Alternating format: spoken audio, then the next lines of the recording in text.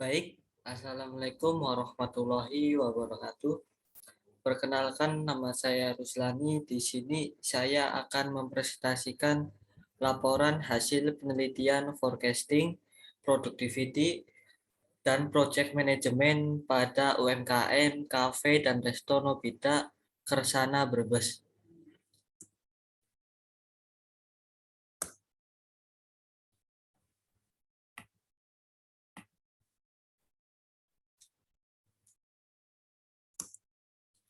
Latar belakang. Kafe adalah tempat yang biasa menyajikan kopi dan teh.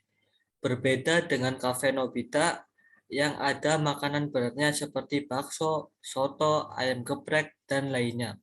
Sehingga Nobita lebih familiar disebut kafe dan resto. Jadi, kafe dan resto Nobita adalah tempat yang menyajikan minuman seperti kopi dan boba varian rasa. Selain minuman, di kafe dan resto Nobita juga menyediakan makanan ringan dan berat. Kafe dan resto Nobita termasuk ke dalam sektor bisnis non-esensial. Menurut Forbes, sektor non-esensial dapat diasumsikan sebagai wilayah usaha yang sifatnya tidak hanya rekreasi. Pasalnya, sektor tersebut tidak menyediakan bahan makanan, layanan kesehatan, dukungan keuangan, maupun yang lainnya. Bukan hanya bisnis kafe dan resto saja yang termasuk bisnis non-esensial. Bioskop dan semacamnya juga termasuk di dalamnya. Merujuk pada Instruksi Menteri Dalam Negeri Nomor 15 Tahun 2021 tentang PPKM Darurat Jawa dan Bali. Maka sektor non-esensial yang dimaksud contohnya kafe, rumah makan, lapak jajanan, dan pusat perbelanjaan. Selanjutnya yaitu company profile. Cafe dan Resto Nobita berdiri pada tanggal 5 Desember 2020. Kafe ini sudah berdiri lebih dari setahun hingga sekarang. Pemilik perusahaan kafe dan resto ini bernama Eka Rahmawati. Melihat namanya Kampung Nobita, pasti pikiran kita langsung tertuju pada suasana ala-ala Jepang. Apalagi berharap bertemu dengan Doraemon, Nobita, Shizuka, Suneo, Giant, dan teman-temannya. Serta yang identik dengan Nobita yaitu ada baling-baling bambu. Kafe dan resto Nobita menghidangkan ratusan menu dan tempat nongkrong lesehan indoor dan outdoor. Jadi, Kafe Kampung Nobita hanya sebuah singkatan dari Kampung Nongkrong Kita Bersama. Lokasi yang berada di jalur wisata daerah Kersana memudahkan juga untuk mencari lokasinya. Di Kafe dan Resto Nobita sendiri memiliki gerai-gerai makanan yang diberi nama dengan kampung. Antara lain ada Kampung Nona, Kampung Wek-Wek, Kampung Soto, dan kampung lainnya. Pemilik Cafe dan Resto Nobita mengambil konsep resto karena pelaku usaha memiliki peluang bahwasannya masih belum banyak kafe yang menyediakan makanan berat. Alasan lain yaitu apabila membuka kafe sekedar menu minuman dan kopi, maka kurang cocok untuk masyarakat Brebes, khususnya Brebes Barat.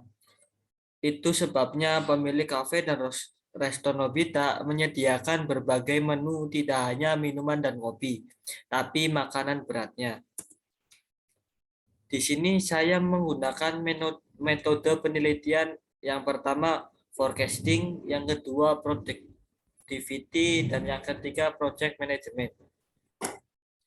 Yang pertama yaitu metode forecasting. Forecasting dalam kurung MAD dan MSN. Data penjualan minuman boba, kafe, dan resto Nobita selama 4 bulan terakhir di awal tahun 2022 dihitung dengan moving average 2 periode.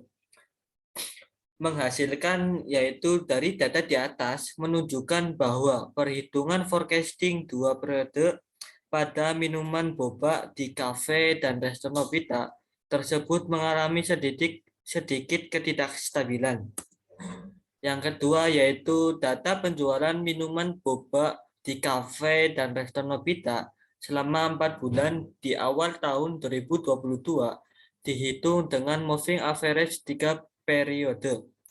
Dari data di atas menunjukkan bahwa perhitungan forecasting 3 periode pada minuman boba di kafe dan resto Nobita tersebut mengalami tidak sedikit ketidakstabilan. Hasil perhitungan menggunakan POM dari penjualan minuman boba di kafe dan resto Nobita selama 4 bulan terakhir di awal tahun 2022 dihitung dengan moving average 2 periode menghasilkan data sebagai berikut.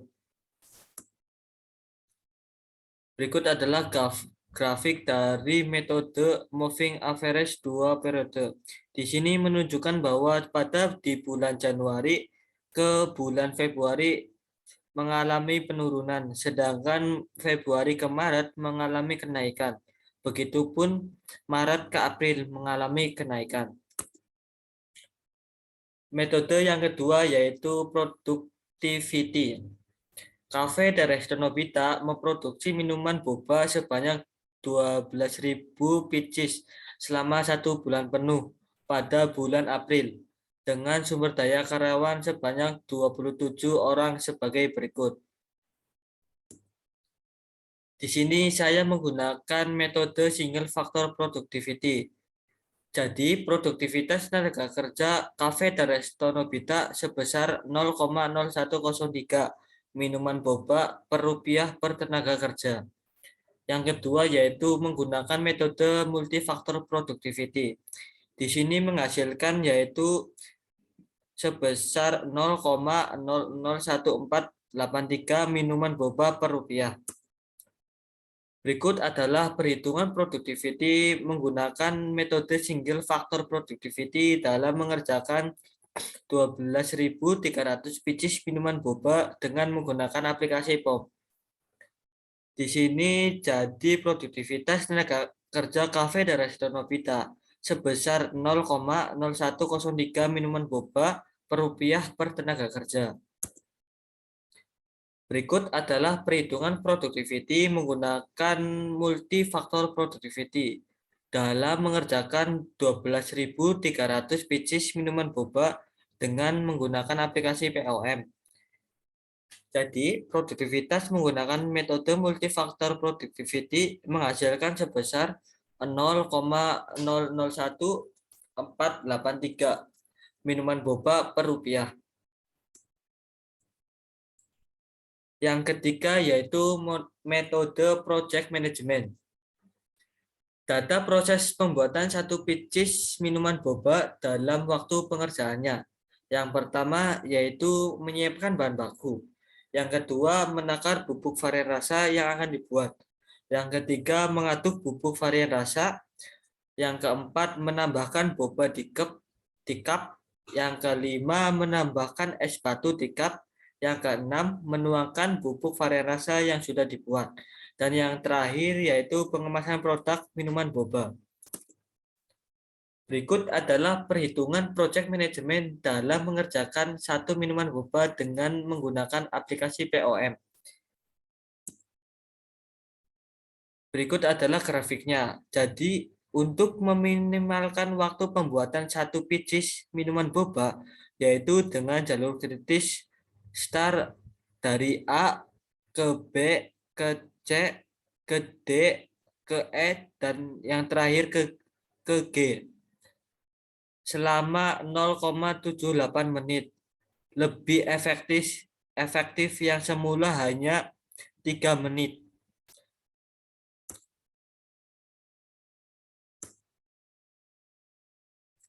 Baik, terima kasih presentasi dari saya. Lebih dan kurangnya mohon dimaafkan. Wabillahi taufik wal hidayah. Wassalamualaikum warahmatullahi wabarakatuh.